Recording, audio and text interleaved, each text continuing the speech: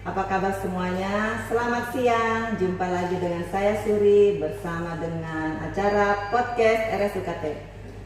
Siang ini kita akan ditemani oleh dokter cantik kita, Dr. Ike Widiawati Pungiman, spesialis neurologi.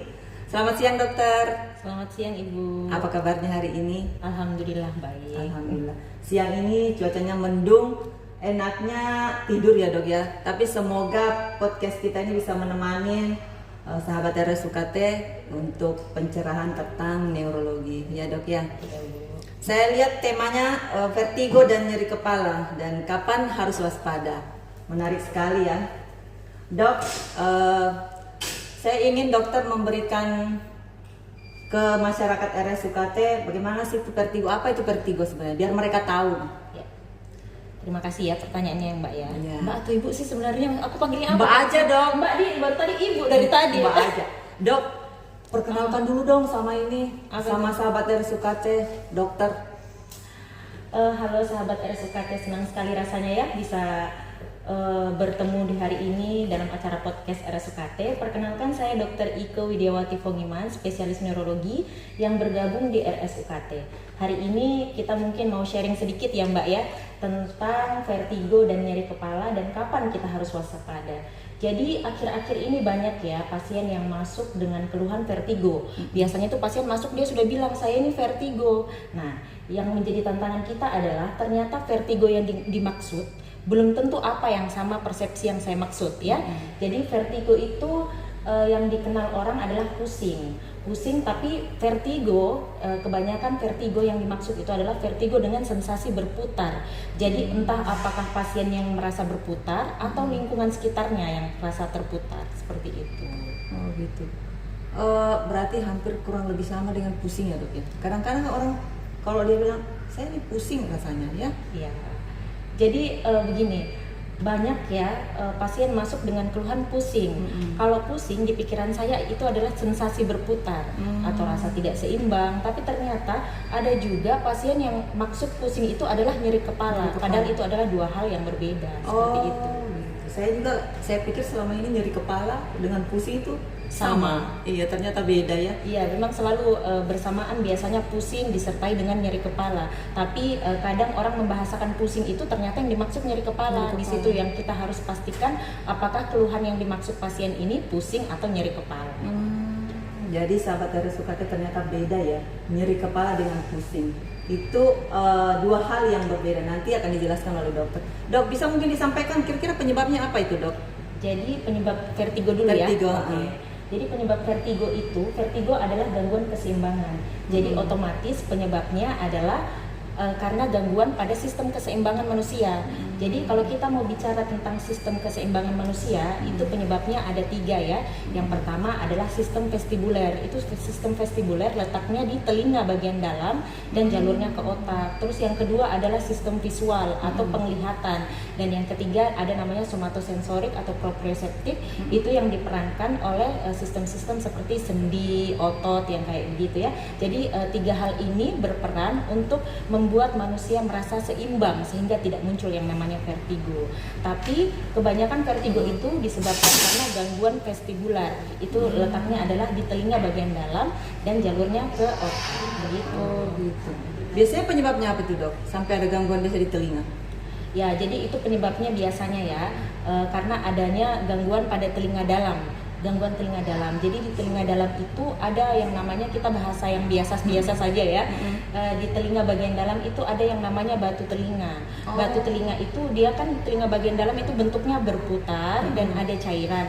Jadi kapan batu telinganya itu terlepas, dengan gerakan kepala dia akan memberikan sensasi pusing. Jadi itulah yang menyebabkan kenapa bisa muncul pusing. Oh gitu. Wah, seru juga ya dok ya. Saya mau lanjut lagi dok. Gejala-gejalanya apa saja dari vertigo itu? Jadi Tapi cut dulu ya dok ya. Nanti kita akan lanjut setelah iklan berikut ini.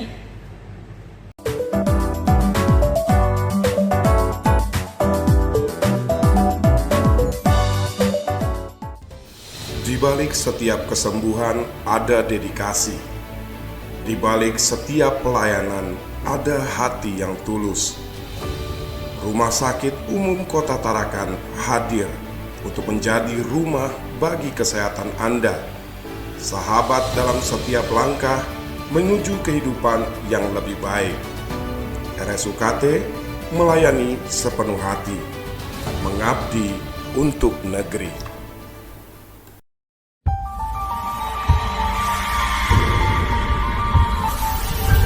Pilihan Anda, semangat kami.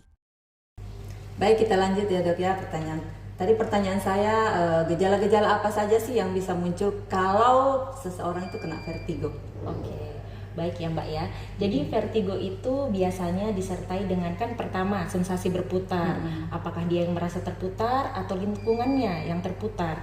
Tapi tidak itu saja. Biasanya pasien itu datang dengan keluhan penyertanya seperti mual muntah, ya, ataupun ada rasa tinnitus atau berdengung di telinga. Itu yang biasa harus kita pertanyakan. Ada juga pasien yang datang dengan keluhan penurunan pendengaran, ya. Jadi ada banyak itu gejala yang menyertai vertigo.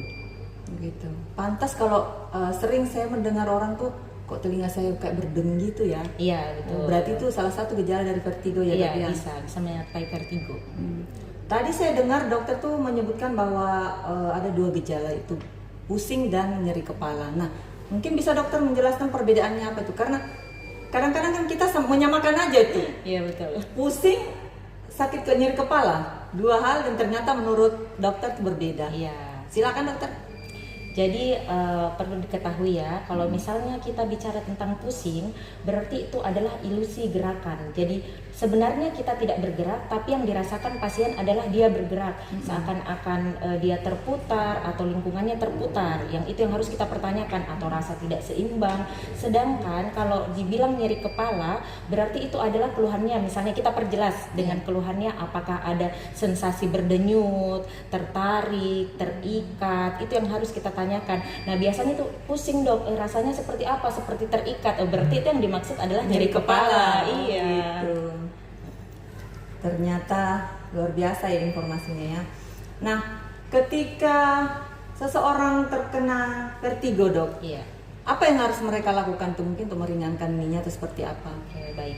Jadi kalau misalnya datang keluhan vertigo, yang pertama harus dilakukan adalah jangan panik, ya. Jangan panik karena semua orang yang merasa dirinya terputar pasti dia akan panik pertama. Panik, jadi jangan panik, terus cari tempat yang aman, posisi duduk atau berbaring, setidaknya posisi yang paling nyaman untuk pasien saat itu. Ya, kemudian biasanya juga itu dia dipengaruhi sama cahaya. Jadi cari tempat yang cahayanya redup, yang tenang, karena bising juga bisa menyebabkan nyeri kepala ataupun pusing bertambah berat, ya. Berarti senyamannya dia ya. Iya, cari tempat yang paling nyaman. Jadi ternyata bukan hanya kita harus mewajibkan bahwa kalau vertigo itu baring ya dok ya. Iya. Ternyata tergantung nyamannya Iya, pasien itu nyamannya di mana. pasien bagaimana, posisi bagaimana. Pasien yang merasakan jadi pasien yang harus mencari posisi bagaimana yang paling enak untuk dia. Memang saya dengar tuh kadang-kadang kan mereka juga selain itu kayak diombang-ambing, Iya, betul. terus mual ya. Iya. Bahkan ada mungkin yang sampai muntah ya dok ya. Iya, ada yang mual, ada yang sampai muntah. Gitu. Pertanyaan selanjutnya saya dok, apa vertigo itu ada kaitannya nggak sih dengan hipertensi itu atau tekanan darah tinggi? Oh iya, bagus sekali pertanyaannya Mbak ya. Jadi biasanya itu orang masuk dengan vertigo, tapi yang harus kita ketahui sebenarnya vertigo itu ada dua macam ya, vertigo perifer dan vertigo sentral namanya. Nah biasanya hipertensi itu menyertai vertigo sentral. Kenapa kita sebut dia vertigo sentral? Karena dia penyebabnya adalah di otak ya, seperti itu. Jadi pada saat orang hipertensi kita bayangkan itu seperti pipa, pembuluh darah itu seperti pipa. Jadi pada saat orang hipertensi maka pipa itu akan menyempit. Selain menyempit, dia pembuluh darahnya atau dindingnya itu akan menipis sehingga aliran darah itu semakin kencang tapi dindingnya semakin tipis.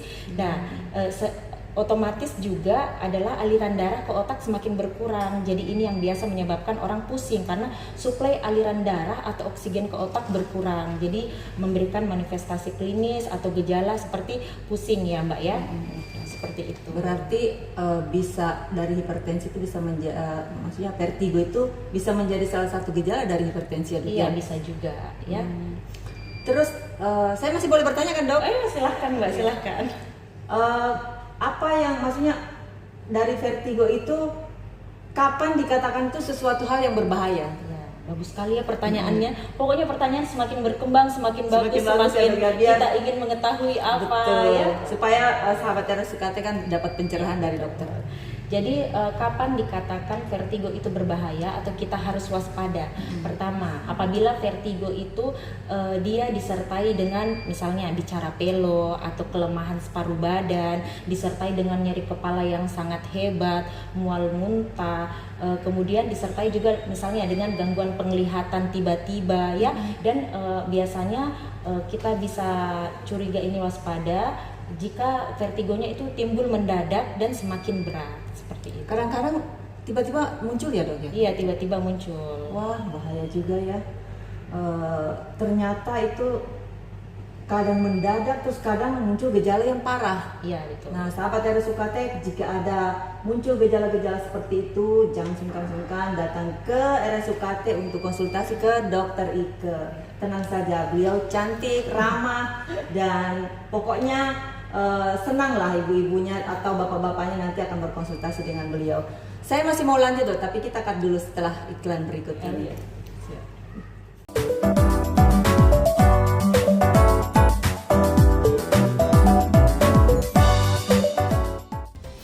Di balik setiap kesembuhan ada dedikasi. Di balik setiap pelayanan ada hati yang tulus. Rumah Sakit Umum Kota Tarakan hadir untuk menjadi rumah bagi kesehatan Anda. Sahabat dalam setiap langkah menuju kehidupan yang lebih baik. RSUKT melayani sepenuh hati, mengabdi untuk negeri.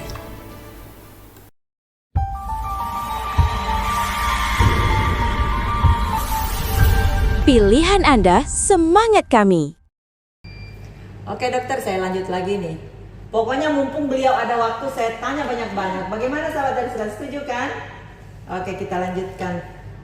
Dok, berbicara tentang vertigo, tadi kan ada dua gejala yang berbeda. Ada tadi pusing, kemudian ada nyeri kepala. Nah, mungkin dokter bisa menjelaskan nyeri kepala itu seperti apa, penyebabnya apa? Karena ada dua masing-masing, berarti berbeda ya dengan pusing.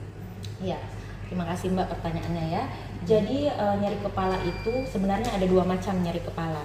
Ada yang kita katakan nyeri kepala primer, ada yang kita katakan nyeri kepala sekunder. Apa itu nyeri kepala primer? Adalah nyeri kepala yang tidak disebabkan oleh kelainan struktur yang ada di otak. Jadi dia memang bawaan seseorang, entah karena hormon-hormonnya, entah karena zat-zat kimia di otak ya. Sedangkan kalau dibilang nyeri kepala sekunder adalah nyeri kepala yang disebabkan oleh kelainan atau penyakit tertentu sehingga menyebabkan keluhan seperti nyeri kepala, seperti itu. Kadang-kadang kalau orang kayak saya dok, kalau mau haid itu nyeri kepala. Ya. Itu bisa aja memang itu pengaruh hormon barangkali ya dok. Iya, ya? itu pengaruh hormon. Jadi itu biasanya masuk di nyeri kepala primer ya. Kalau perlu kita tahu nyeri kepala primer itu contohnya seperti migrain. Ada biasa orang datang dengan, "Dok, saya migrain." Ya, dia sudah mengerti bahwa migrain itu adalah nyeri kepala sebelah ya. Kemudian ada juga nyeri kepala yang tipenya tegang. "Dok, saya tegang-tegang bagian leher sampai sakit ke kepala." Itu tipe nyeri kepala tipe tegang. Terus yang ketiga ada nyeri kepala yang menyebabkan orang seperti matanya mau keluar, Ya, itu namanya betul. cluster ya. Itu cluster itu 3 macam nyeri kepala primer yang sebenarnya dia tidak ada penyakit dasar tapi pasien mengalami nyeri kepala yang seperti itu. Terus kapan dikatakan nyeri kepala itu berbahaya dok? Oke, baik. Jadi nyeri kepala kapan dikatakan berbahaya? Pertama, apabila nyeri kepala itu biasanya dibahasakan ya, dibahasakan nyeri kepala terberat atau tersakit seumur hidup. Itu adalah nyeri kepala yang berbahaya. Biasanya orang sampai bilang ini nyeri kepala yang sangat sakit yang seumur hidupnya baru pertama kali dialami. Terus nyeri kepala yang timbulnya pada usia tua. Nah, itu kita harus hati-hati apalagi baru pertama kali dialami di usia tua dan tidak menghilang dengan minum obat pereda nyeri kepala misalnya ya. Terus nyeri kepala yang disertai dengan sakit di bagian leher atau nyeri kepala yang disertai dengan demam ya, itu kita perlu waspada. Atau bisa juga disertai dengan defisit-defisit neurologi atau kelainan saraf yang lain seperti yang kayak tadi, kayak apakah disertai dengan bicara pelo, apakah disertai dengan gangguan penglihatan atau disertai dengan misalnya kelemahan separuh badan ya, itu juga bisa kita waspada. Wah, menarik sekali ya sahabat RSUKT. Nah, pertanyaan terakhir ya dok ya. Sudah terakhir ya. Terakhir, masih boleh ditambah nggak ini? Sebenarnya nyeri kepala itu bisa dicegah nggak sih dok? Ya, ini pertanyaannya bagus juga ya. Jadi nyeri kepala itu tidak semua bisa dicegah, tapi ada yang bisa dicegah. Contohnya yang bisa dicegah adalah nyeri kepala primer, ya. Karena nyeri kepala primer itu kita bisa cegah misalnya jika pasien sudah merasa terganggu, terus serangannya sudah semakin sering, pasien sudah sering konsumsi obat anti nyeri berlebihan, ya, itu bisa kita cegah. Atau bisa juga dengan permintaan pasien. Misalnya pasien bilang, "Dok, bisa tidak ini sakit kepala saya tidak muncul, sudah mengganggu pekerjaan saya, aktivitas saya," itu bisa kita berikan obat pencegahan nyeri kepala. Apalagi apabila pasiennya sudah konsumsi obat berbulan-bulan dan tidak ada perubahan. Tapi yang perlu kita ingat adalah nyeri kepala itu bisa ada triggernya. Jadi diperbaiki dulu pola hidup, misalnya tidur, makan.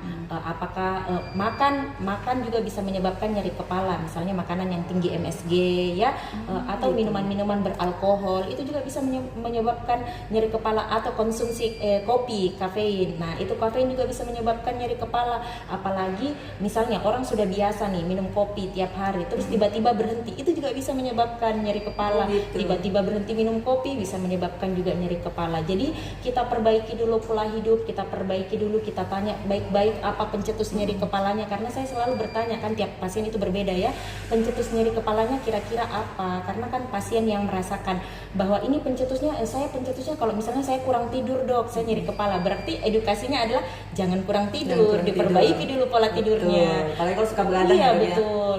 Saya kalau lapar dok langsung sakit kepala, ya berarti jangan lapar, kayak begitu, tergantung Atur pola makan. Nah, beda lagi kalau misalnya nyeri kepala sekunder, itu kita pencegahannya, kita tidak fokus ke pencegahan, tapi obati penyakit dasarnya apa yang menyebabkan nyeri kepala, sehingga kita obati penyakit dasarnya, diharapkan nyeri kepalanya juga hilang. Seperti itu. Waduh, bagus sekali ya penjelasan dari dokter kita ini. Ternyata sahabat RSUKT, jangan meremehkan nyeri kepala, karena nyeri kepala ataupun pusing adalah merupakan salah satu respon tubuh yang perlu. Jika memang hal-hal itu bisa berbahaya, wah jangan dibiarkan. Kalau memang sudah berbahaya, silahkan datang ke RSUKT menemui dokter kita ini. Mungkin ada pesan-pesan dok buat sahabat RSUKT? Oke. Baik sahabat RSUKT, jangan pusing-pusing pikir pusing. Ya. Ke sini. Ya, enggak apa-apa, nanti. Oke. Jangan pusing-pusing pikir pusing. Lebih baik serahkan pusing pada yang lebih tahu. Beliau yang lebih tahu. Silakan berkunjung dan menemui beliau untuk konsultasi. Bagaimana? Terima kasih mungkin atas waktunya dokter. Meskipun singkat sekali tapi sangat luar biasa untuk memberikan pencerahan dan sharing ilmu bagi sahabat RSUKT. Baik, mungkin di lain waktu kita bisa lanjutkan untuk obrolan dengan tema yang lain dokter ya, yang mungkin lebih menarik lagi biar sahabat RSUKT tidak penasaran. Itu saja mungkin. Terima kasih, sehat selalu dokter, salam bahagia, salam RSUKT, pilihan Anda, semangat kami. Assalamualaikum warahmatullahi wabarakatuh.